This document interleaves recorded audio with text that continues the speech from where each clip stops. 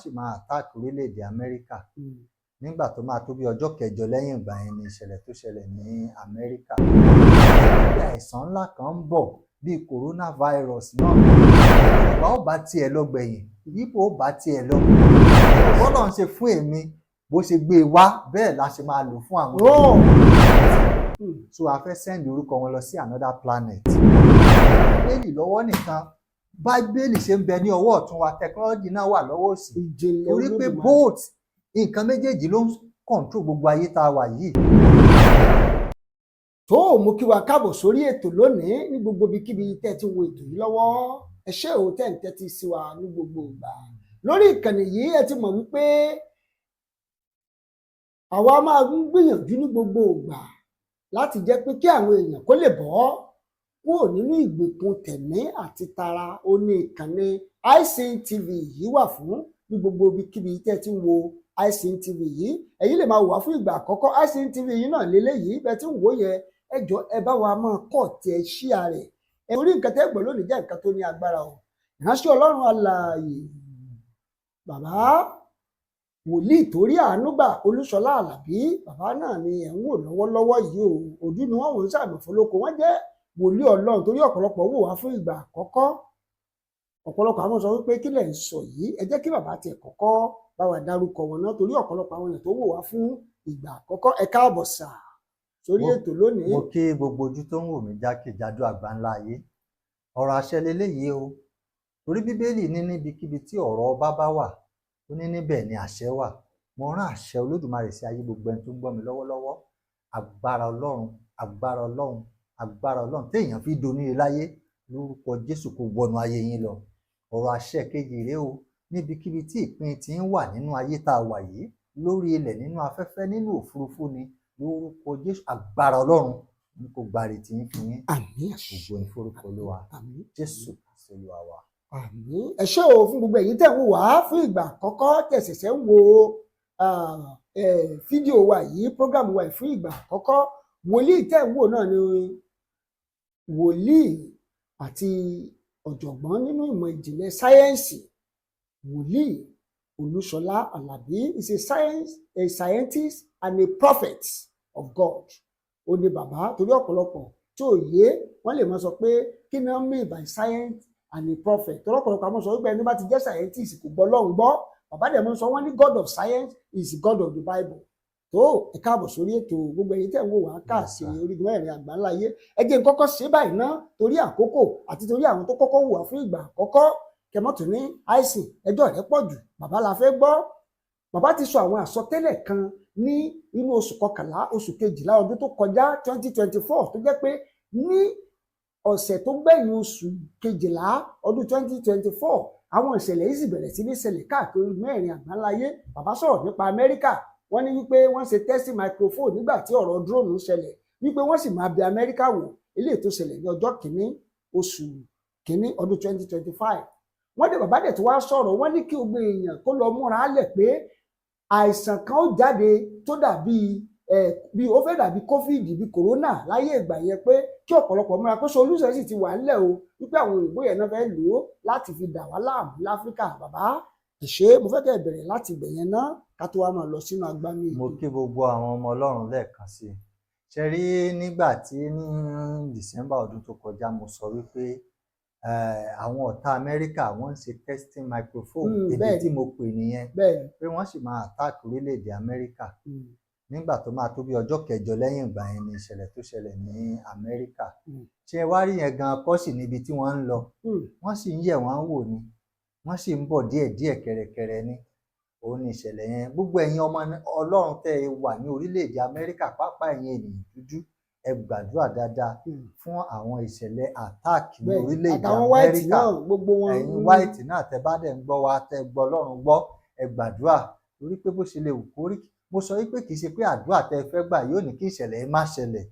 Ó máa ṣẹlẹ̀. Mo ṣe sọ ní December yẹn kó tó ṣẹlẹ̀ lọ́ndì 1. Ó máa ṣẹlẹ̀.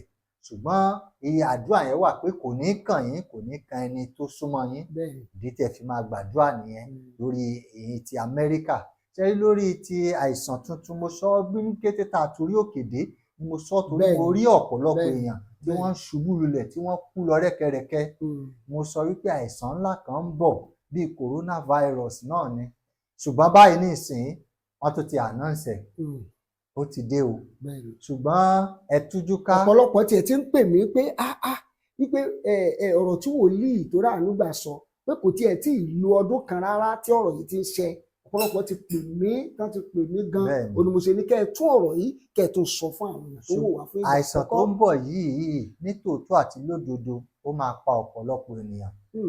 Torí pé ní ìgbà tí mo kọ́kọ́ sọ̀rọ̀ yẹn, àwọn tí orílẹ̀-èdè tí wọ́n ń sàìn nǹkan yìí, torí ṣe mọ̀ pé ìṣẹ̀lẹ̀ tàkọ́kọ́ pandemic ni wọ́n pè, eléyìí tó wà tó ṣẹ̀ ń ṣẹlẹ̀ lọ́wọ́lọ́wọ́ ẹ̀ pandemic ni wọ́n plan ẹ̀ ní pandemic lélẹ́yìí. Kí ni wọ́n fẹ́ wá gbà? Torí pé wọ́n fẹ́ ṣekú pa ọ̀pọ̀lọpọ̀. Mo sọ náà ó sì ní bóyá tó bá di ọ̀nà wípé wọ́n ti fẹ́ reduce population wọ́n fẹ́ reduce population àwọn ènìyàn dúdú. Torí pé àwọn kan ọ̀rọ̀ kan wà níbí ó ní àwọn kan fẹ́ gba ilẹ̀ Olúwa fún ara wọn ní ìní, ṣùgbọ́n Bíbélì sọ pé kí Ọlọ́run kó ṣe wọ́n gẹ́gẹ́ bí àgékù koríko. So àwọn ènìyàn yìí wo gbogbo ọ̀nà pé àwọn Africa we are too blessed, both human and natural resources, gbogbo àwọn nǹkan and spiritually gbogbo nǹkan yìí ni Ọlọ́run ṣodo sí Africa. Tí ìbá ṣe wípé àwọn ìbànújẹ́ olórí tí Africa ní àbá ti tayọ gidi nínú ayé, ṣùgbọ́n àwọn olórí náà ní ìṣòro. So nípa ti àrùn tí wọ́n tún kóra wọn sí lọ́tẹ̀ yìí, wọ́n máa tó fi ṣekú pa ọ̀pọ̀lọpọ̀. Wọ́n máa pa ọ̀pọ̀lọpọ̀ biologically, ìyẹn nípa abẹ́rẹ́ tí wọ́n máa fún àwọn èèyàn. Wọ́n á pa àwọn èèyàn psychologically nípa ìròyìn tẹ́ máa wò nínú tẹlifíṣàn yín. Wọ́n á dẹ̀ pa àwọn èèyàn spiritually nípa pé agbára Ọlọ́run ò lè wò yín sàn. Ṣùgbọ́n ẹ tújú ká ẹ jẹ́ kí n sọ òtítọ́ àti òdodo fún yín. Bíbélì wípé ṣé túláàsì a lè wọ̀lú? Ó ní kí Olúwa má mọ̀ sí i. Kò sí. Orin kan ní ohun kan àwa tọ́lọ́run kò lè ṣe, ohun kan àwa tí bàbá mi kò lè ṣe, ohun kan àwa tọ́lọ́run kò lè ṣe, ohun gbogbo ṣíṣe ní fún Olúwa. Ẹ tújú ká, ọ̀rọ̀ Ọlọ́run ni mo fi dá yín lójú. Ẹ tújú ká. Bíbélì sọ nínú ìwé Èzíkẹ́ẹ̀ atọ́kùn, ìwé Èzíkẹ́ẹ̀ chapter 33, ó ní ọ̀rọ̀ Ọlọ́run ti sọ̀rọ̀. Ó ní bí wòlíì bó bá rí wípé idà ń bọ̀ tí ò bá sọ fáwọn ènìyàn, ó ní táwọn èèyàn yìí bá kú, ẹ̀jẹ̀ rẹ̀ wà lọ́rùn rẹ̀ ni. Ó ní lóòótọ́ àti lódodo ẹ̀ṣẹ̀ wọn ló pa wọ́n o, bọ̀ wọ́n béèrè ẹ̀jẹ̀ wọn, wọ́n béèrè ẹ̀ lórí ìránṣẹ́ Ọlọ́run. Ó ní ó wà ní ẹsẹ̀. Ó ní bí olùṣọ́ náà bá rí tí idà ń bọ̀ tí kò sì fún ìpè, tí kò sì kìlọ̀ fún àwọn ènìyàn, bí idà bá dé tí ó bá sì mú ẹnikẹ́ni láàrin wọn, a mú un kúrò nítorí àìṣedéédéé rẹ̀, ṣùgbọ́n ẹ̀jẹ̀ rẹ̀ ni wọ́n ó béèrè lọ́wọ́ olùṣọ́. Ohun tí Bíbélì sọ ni pé bí ènìyàn bá rí i pé ibi ń bọ̀, bí o bá rí i pé kófíìdì míì ń bọ̀, bí o bá rí i pé àjàkálẹ̀ àrùn ń bọ̀, bó o bá rí i pé ìṣẹ̀lẹ̀ ibi ń bọ̀ tó o dẹ̀ sọ fún àwọn ènìyàn, àwọn tó bá kú yẹn ìyà ẹ̀ṣẹ̀ wọn náà jẹ. Ṣùgbọ́n wọ́n béèrè ẹ̀jẹ̀ wọn lórí alóore tí sí olùṣọ́ tí jẹ́ ìránṣẹ́ Ọlọ́run. Ṣùgbọ́n bó o bá kìlọ̀ fún àwọn ènìyàn, tó bá wù wọ́n kán gbọ́, tó bá wù wọ́n kí wọ́n má gbọ́. Mo ti rí ẹnìkan tó sọ nínú kọ́mẹ́ǹtì pé ẹ má sọ̀sọ́kúsọ mọ́, kì í ṣe dandan, wọn ò ní kó gbàgbọ́. Kò ṣe dandan. Àwọn tó bá wà láyé, àwọn ni wọ́n máa jẹ́rìí ságbára Ọlọ́run. Ẹni tó bá ti kú ó ti lọ náà nìyẹn. Ìpín tiẹ̀ wọ́n ti mú kóònù ayé nìyẹn. Ṣùgbọ́n èmi sọ kinní kan, gbogbo ẹ̀yin tó ń gbọ́ mi pátápátá, nínú àjàkálẹ̀ àrùn tó ń bọ̀ yìí tí wọ́n ṣètò sílẹ̀ fún ara wọn, lórúkọ Jésù àtẹ̀yin àtọkọ àtọmọ yín, ẹ ò ní nípìn níbẹ̀. Ọwọ́ agbára Ọlọ́run, ẹ̀jẹ̀ Jésù ti ra ìgbà ènìyàn padà nínú ayé, ó máa ra ìgbà tiyín padà. Bẹ́ẹ̀ ni o, bó ṣe jẹ́ nìyẹn sá. Ẹ ṣé bàbá, ẹ ṣé. Ọ̀nà àbáyọ wà. Ẹ ti sọ́nà, ẹ lọ́nà àbáyọ wà. Wípé bí ìṣẹ̀lẹ̀ bá ṣẹlẹ̀, ọ̀rọ̀ yẹn dàbí pé àyágbọ́n ògúngbègbọ́n, bẹ́ẹ̀ lọ̀rọ̀ tó wà nílẹ̀. Ọlọ́run ọba ọ̀run bó ti ń sọ̀rọ̀ nígbà ó sì tún sọ ní ìsìn. Ṣùgbọ́n nǹkan kan tí mo fẹ́ kẹ́ tiẹ̀ tó kọ́kọ́ bá mi tó máa ń dùn mí ni wípé mo rí wípé ọ̀pọ̀lọpọ̀ àwọn ọmọ Nàìjíríà tá bá sọ nípa ọ̀rọ̀ prophecy ó ti sú wọn. Kí la lè sọ lórí àwọn tí wọ́n rò pé Ọlọ́run ò sí mọ́, pé àsọtẹ́lẹ̀ ò sí, pé gbogbo àwọn ìránṣẹ́ Ọlọ́run tó wà online pé fẹ́ẹ̀kì ni wọ́n, àbí ìránṣẹ́ Ọlọ́run tó wà ní Nàìjíríà pé fẹ́ẹ̀kì ni wọ́n? Bàbá, ṣé Ọlọ́run sì wà, sí agbára rẹ̀ sì wà síbẹ̀? Agbára Jésù wà síbẹ̀. Kábíyèsí bàbá. agbára Jésù wá síbẹ̀. Hmm. Jésù yìí kò ré ibi kankan bó ṣe wà ní ìgbàanì ní ayé Ábúráhámù, bó ṣe wà ní ayé Mósìsì Orímọládé, bó ṣe wà láyé Ọbádáre, bí Ọlọ́run ṣe wà ní ìgbà yẹn bẹ́ẹ̀ náà ló wà ní generation tiwa tí Tinubu ń ṣe olórí Nàìjíríà lónìí. Ọlọ́run yìí kò yí padà. Àwa ló jẹ́ pé àmọ́ òpó ọ̀nà tá a fi lè bá Ọlọ́run rìn gẹ́gẹ́ bí tìgbàanì. Ṣe rí ẹlẹ́ẹ̀kejì nǹkan tí yóò jẹ́ kọ́pọ̀lọpọ̀ fẹ́ gbà pé agbára Ọlọ́run wà síbẹ̀ bí tìgbàanì mọ́. Ọ̀gbẹ́ni kan kọrin, mo láìkò orin yẹn gan.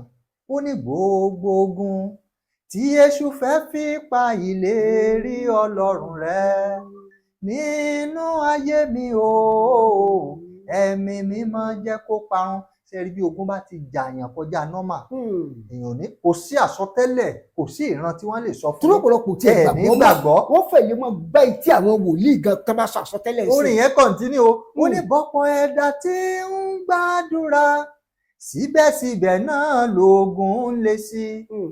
Ṣe ló dàbí ẹni pé Ọlọ́run ọ̀run ń fi ẹ̀tàn bá wọn lò. Ọ̀pọ̀lọpọ̀ bí wòlíì bá sọ fún pé báyìí ni Olúwa wí á ní dey play. Àwọn mi ò tiẹ̀ jókòó wọ́n mọ̀ analyse. Ẹ̀gbọ́n nǹkan tí Bíbélì sọ nípa obìnrin onísun ẹ̀jẹ̀ ni ó ní ojú rẹ̀ ti rí ohun púpọ̀ lọ́dọ̀ oníṣègùn. Nígbà tí èèyàn bá ti bọ́ sọ wòlíì A, wòlíì B, wòlíì C, wòlíì D, wòlíì ó ti dé gbì. Ẹnìkan tó wá pé báyìí ni Olúwa wí. Ó ṣe yé mi. Àlọ́ rẹ̀ pé ọpọlọ yìí ò ṣiṣẹ́ mọ́. Ìpọ́njú àti òṣì ó ti pọ̀ jù. Then ẹlẹ́ẹ̀kẹta abẹ̀ ni pé ṣe rí ìjọ Ọlọ́run, ọ̀pọ̀lọpọ̀ ìjọ Ọlọ́run lónìí ẹ̀tàn irọ́ ló wà níbẹ̀. Ẹ̀tàn àti irọ́, ìdí nìyẹn Jésù gan ti rí i pé àkókò yẹn ń bọ̀. Ó ní Ọlọ́run ò gbé ilé tá a fọwọ́ kọ́. Ó ní àkókò kan ń bọ̀ tó yẹ pé àwọn tí wọ́n ń sin Ọlọ́run ó ní wọ́n máa sìn nínú ẹ̀mí àti nínú òtítọ́. Tẹ́ bá wo orílẹ̀-èdè Nàìjíríà lónìí. Tó ló ti sú wọn. Ó ti sú wọn. Ọ̀pọ̀lọpọ̀ tó pé kí lẹ tún fẹ́ sọ. Ẹni tí ò gba Ọlọ́run gbọ́ tí ì gbàdúrà gan. Lórí ẹ lọ wo orí Facebook ń sìn ẹ ti rẹ́ni tó lọ gbé Ifá Ọbàtálá wọn á gbé gbogbo ẹ̀ sílẹ̀. Ẹ̀ẹ́dẹ̀ wàá mọ̀ wò pé àwọn pípù ìgàn progress now. Ìwọ́dẹ̀ ń gbàdúrà. Kábíyèsí Olódùmarè. Bíbélì sọ nínú ìwé Ẹ̀sáyà ó ní èéṣe tí ojú ọgbẹ́ mi ò jiná. Ojú ọgbẹ́ lè má jiná sà. Bí èèyàn bá ń fi oògùn ẹ̀tẹ̀ tó bá tún fi ń wo làpálàpá. Ṣé bàbá. So ọ̀pọ̀lọpọ̀ nǹkan yẹn ló jẹ́ kí wọ́n fẹ́ sọ wòlíì di èké. Ọ̀pọ̀lọpọ̀ àwọn èèyàn náà torí ọ̀pọ̀lọpọ̀ àwọn pè ní wọ́n máa béèrè àìsè ìjọ ìkíní kan ẹ gbọ́ ẹ mọ̀ pé ẹ ti sọ bọ́ mo kàn fẹ́ Yorùbá ní ẹnu oníkàlà tí gbọ́ pọ̀n ṣé a sì gba Yorùbá nation ẹ ti sọ àwọn ọ̀pọ̀lọpọ̀ àti tọ́lẹ́ lórí ìròyìn ìpínlẹ̀ wò wá fún ìgbà àkọ́kọ́ olùmọ̀ọ́sẹ̀ ní kẹ́ ẹ tó tún sọ káwọn èèyàn náà lè gbọ́. Ẹ jẹ́ ń sọ fún yín dáadáa mo ti sọ láìmọye ìgbà. Bẹ́ẹ̀ni. Ṣùgbọ́n fún àwọn Yorùbá ní kokoko làárán fàdítí. Bíbélì wípé ọjọ́ ń bọ̀ ni Olúwa Ọlọ́run àwọn ọmọ ogun wí tí èmi ó bẹ ilé Ísírẹ́lì wò. Mo fi dá gbogbo ọmọ Yorùbá lójú pé ọjọ́ ń bọ̀ tí Ọlọ́run ó bẹ orílẹ̀-èdè Nàìjíríà wò tí ó sì ya omi kúrò lára omi gẹ́gẹ́ bí Genesis chapter 1:6. Yorùbá ó bá tiẹ̀ lọ gbẹ̀yìn, Ìgbò ó bá tiẹ̀ lọ, kálukú ó padà túká. Ìyẹn mo sọ fún yín pé nínú ẹ̀mí kálukú ti wà lọ́tọ̀ọ̀tọ̀. Ẹ ti ẹ̀ sọ nínú ó ti wà nínú ètò Ọlọ́run. nínú interview tẹ pé àwọn orílẹ̀-èdè bíi mẹ́rin kan wọ́n gbìyànjú àti ya ní ọdún 2025. Àwọn orílẹ̀-èdè tí ó gbìyànjú àti ya kúrò nílẹ̀ Áfíríkà yìí kì í ṣe ẹyọ kan, kì í ṣe méjì, kì í ṣe mẹ́ta, tí wọ́n ó sa gbogbo agbára wọn láti kúrò.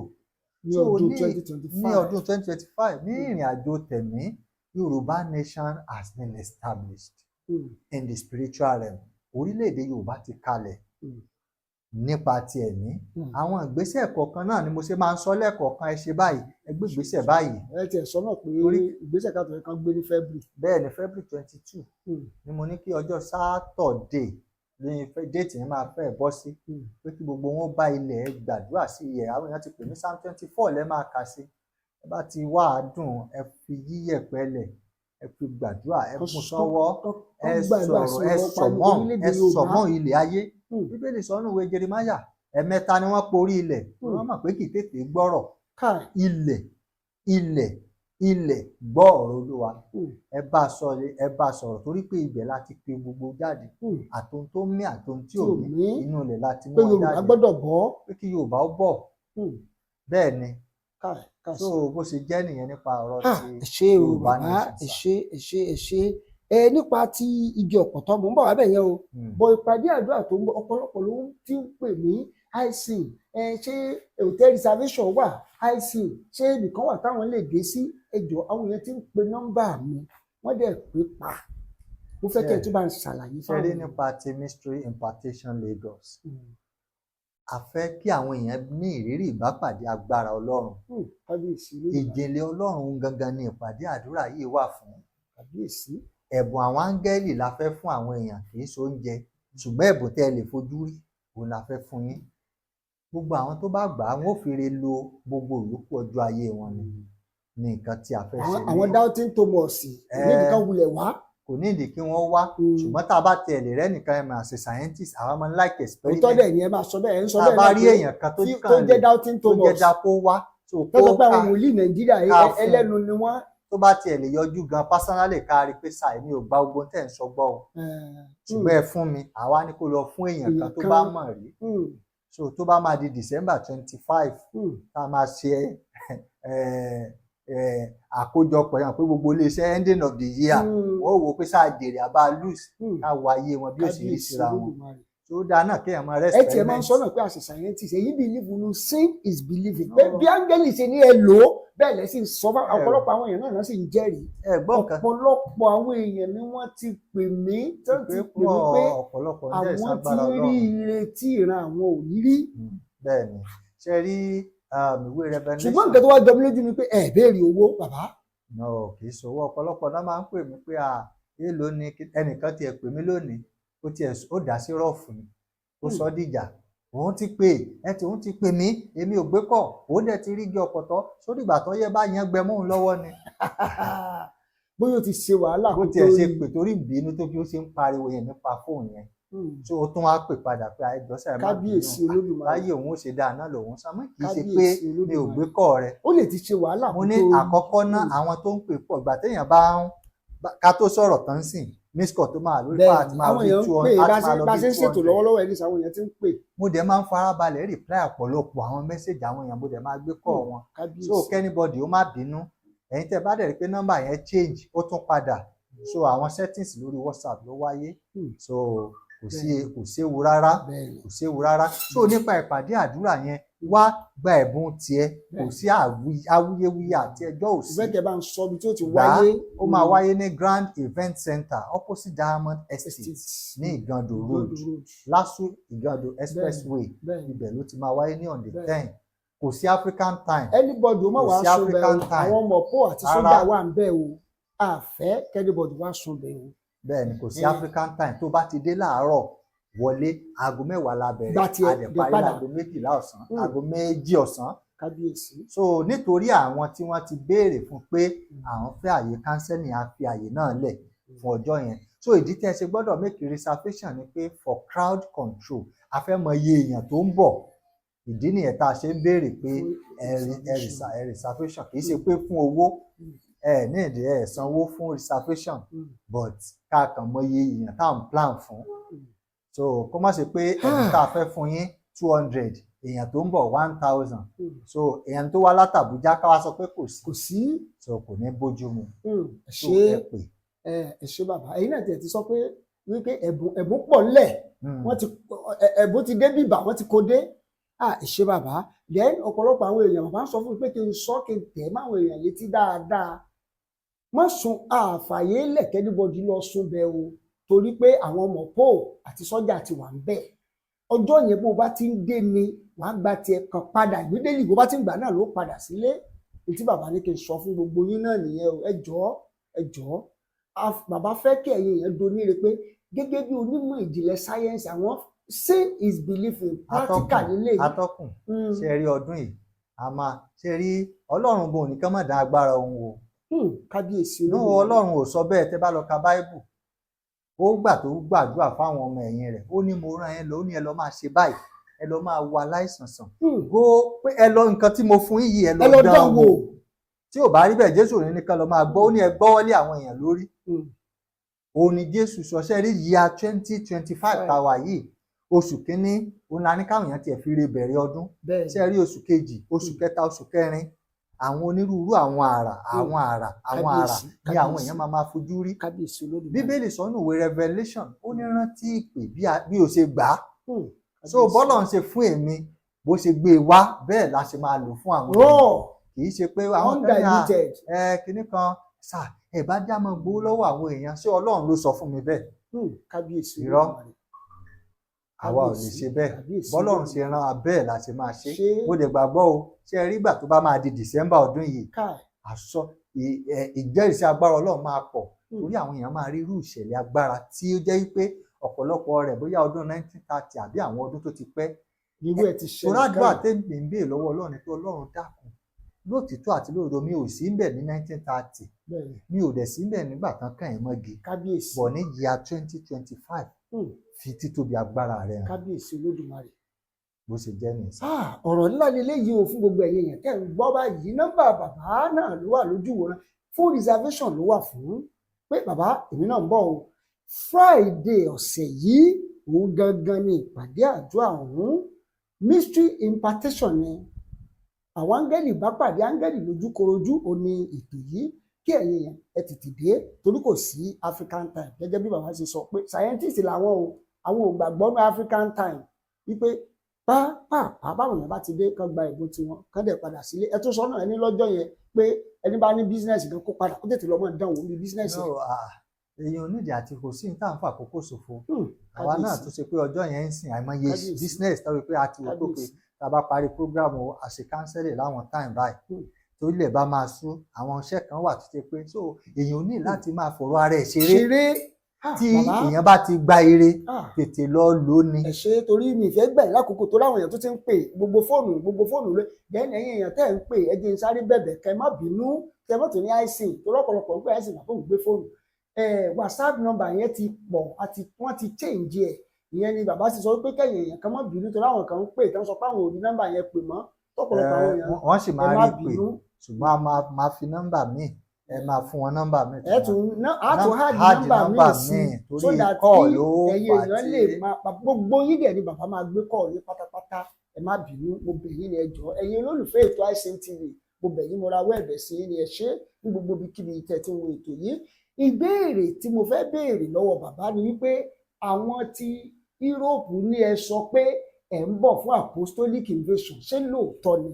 bẹ́ẹ̀ ni torí pé ṣe rí ẹ̀bùn tí à ń sọ̀rọ̀ rẹ̀ yìí ọ̀pọ̀lọpọ̀ kò sí bá a ṣe fẹ́ fún àwọn ènìyàn a dẹ̀ fẹ́ fi lé àwọn èèyàn lọ́wọ́ a dẹ̀ ti wo gbogbo ọ̀nà tá a máa gbé ìrìn àjò yìí gbà báwo ló ṣe máa work báwo ló ṣe máa work báwo ló ṣe máa work so ní apostolic invasion fún Europe gbogbo àwọn tó wà ní Europe even títí tó fi wọ London ní ọdún yìí láìpẹ́ yìí a máa sọ déètì tá à ń bọ̀ fún ètò tí ń lọ lábẹ́nú lóríṣiríṣi so a fẹ́ kí ẹ wá rí ìfarahàn ìwà láàyè agbára Ọlọ́run kì í ṣe wípé ẹ sà ẹ ọpọlọ sà mo ti ń gbàdúrà ẹ wo gbogbo orí òkè ni mo ti lọ Ọlọ́run náà mọ̀ pé ẹ ti lọ òun ló ṣe ṣetán láti dá yín lóhùn kábíyèsí Olódùmarè àjọ àdúrà ni wọ́n ní kẹ́ ẹ wá kó lọ́tẹ̀ ìjìnlẹ̀ Olódùmarè ní apostolic invasion ní Europe so ẹ fọkàn yín balẹ̀ gbogbo ẹ̀yin tẹ́ ẹ lè wálé ṣùgbọ́n lọ́jọ́ ti mystery impartation ti Lagos náà we are going to pray for you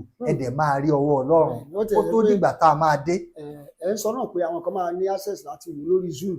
ló máa wà lórí Zoom. ó máa wà láwọn social media IC náà máa gbé lọ́jọ́ yẹn. ó máa wà lórí Alábí Olúṣọlá lórí YouTube ó máa wà lórí Chester TV lórí YouTube ó máa wà lórí Pavilion lórí YouTube ó máa wà lórí ICN TV lórí YouTube ó dẹ̀ tún máa wà lórí àwọn other channels káàkiri náà so ṣe jẹ́ nìyẹn sà kàbíyèsí so ẹ máa gbáradì.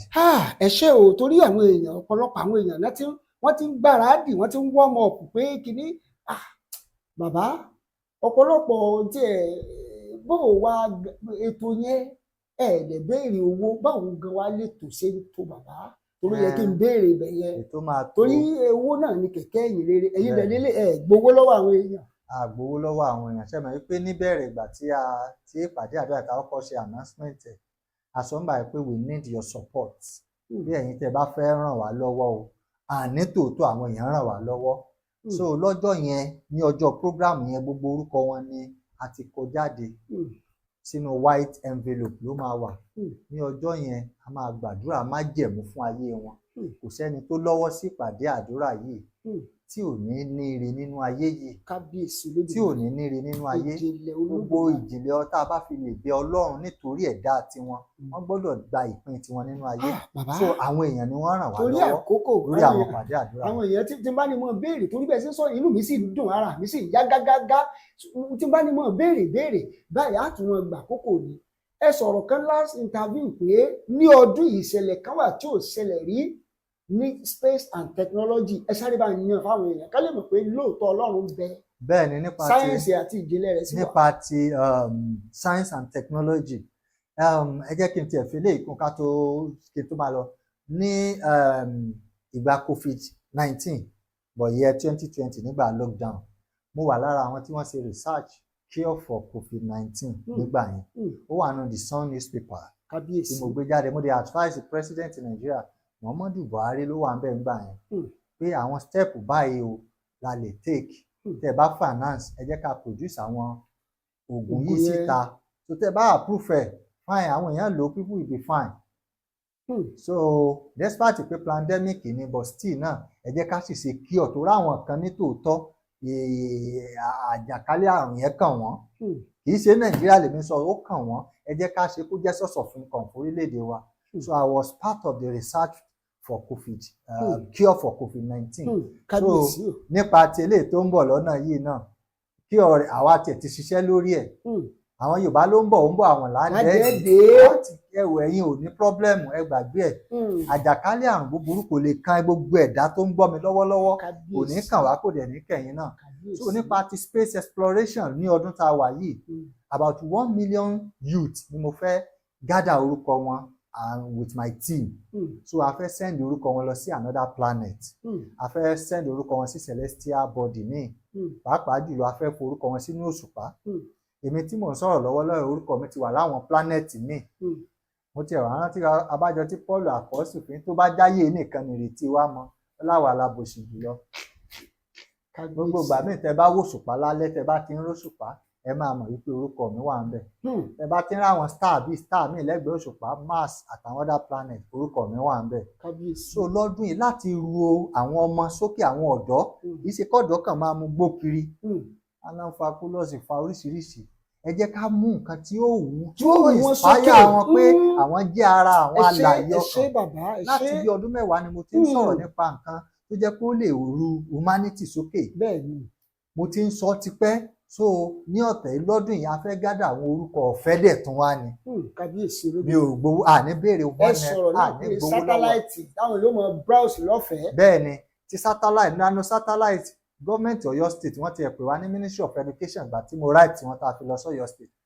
Wọ́n bẹ̀ mí woman obìnrin ló wà ní affairs yẹn nígbà mi ìrántí orúkọ wọn mọ́. Wọ́n ní ẹ jọ̀ọ́ àwọn ọmọ yìí ni wọ́n máa dùn, ẹ jẹ́ kíkiní ìṣeéṣe mi lágbára Ọlọ́run àṣeṣe. kábíyèsí it's lójú going to work out. pé kì í ṣe tẹ̀mí nìkan lẹ dúró ní lórí.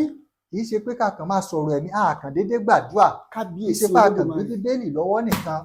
Bíbélì ṣe ń bẹ ní ọwọ́ ọ̀tún wa, technology náà wà lọ́wọ́ òsì. torí pé both nǹkan méjèèjì ló ń control gbogbo ayé tá a wà yìí. ẹ̀mí ń control ayé, technology ń control ayé. Technology ó ń control ayé.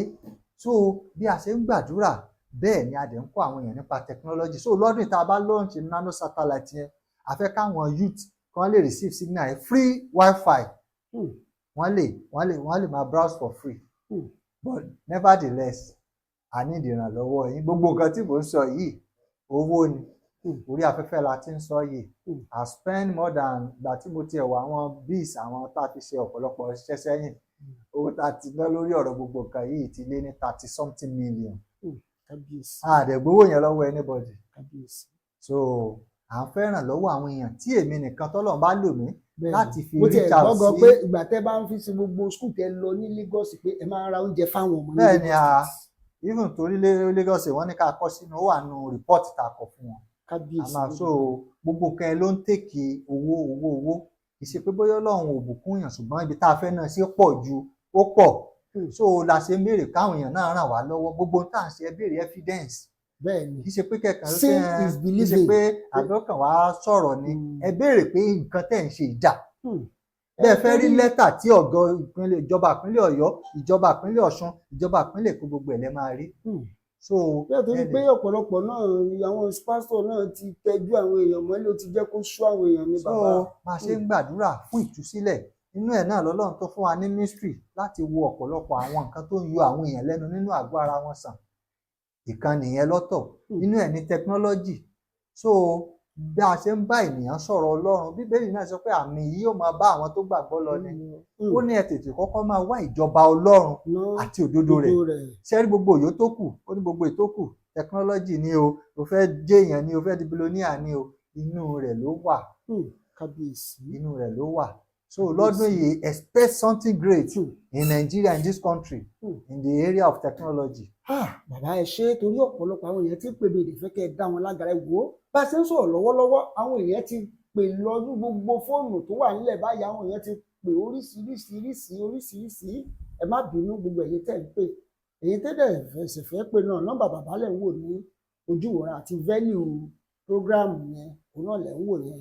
Ẹ ṣé o bàbá, ẹ jọ̀ọ́ ní ṣókí ẹ bá ń ṣàdúrà ẹ bá ń gbàdúrà fún àwọn èèyàn wa kí wọ́n lè mọ̀ pé látòrí àìsàn làwọn tún ti rọ́nà àbáyọ. Ọ̀rọ̀ àṣẹ leléyìí o, ẹ gbọ́ gbogbo ènìyàn. Ọlọ́run má jẹ̀mú níwájú ẹni tá a dúró lọ́wọ́lọ́wọ́ báyìí. Mo rán àṣẹ Olódùmarè jáde sí ayé gbogbo ẹ̀dá alààyè tó ń gbọ́ mi lọ́wọ́lọ́wọ́. Ìrètí yín, ìpín tí nínú ayé lórúkọ Jésù kó máa tẹ̀ yín lọ́wọ́. Mo bá afẹ́fẹ́ àti ilẹ̀ ayé sọ̀rọ̀ nítorí tí yín lónìí. Gbogbo ire lórí ilẹ̀ ayé nínú òfurufú kọ́lọ́run kó darí sáyé yín. Kọ́kọ́rọ́ kan tí ó ṣí igba ilẹ̀kùn nínú ayé, tí ó ṣí àwọn ilẹ̀kùn ire gbogbo nínú ayé kọ́lọ́run kó fi lé e lọ́wọ́.